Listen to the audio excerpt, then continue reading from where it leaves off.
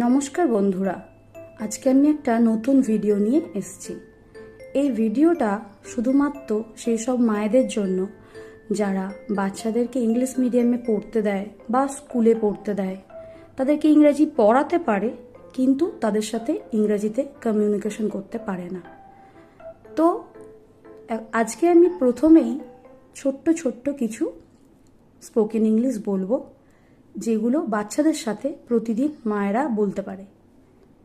প্রথমেই একটা বাচ্চাকে যখন তার মা ঘুম থেকে তোলে, তখনই আমরা তাকে বলতে পারি, বলো, ওয়েক আপ মানে ঘুম থেকে ওঠো।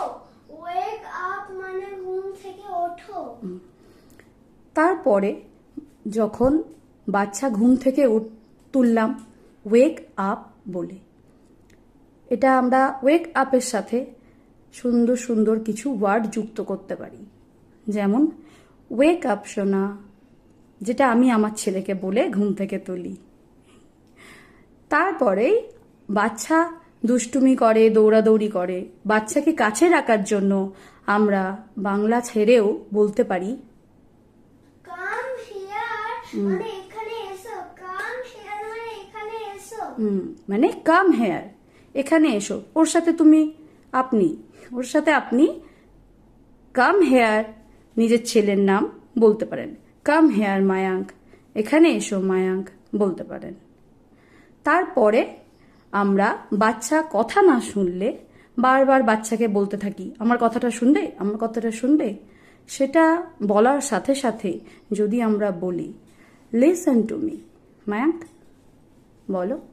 লিসেন টু মি হ্যাঁ বলো। মানে আমার কথা শোনো। লিসেন টু মি মানে আমার কথা শোনো।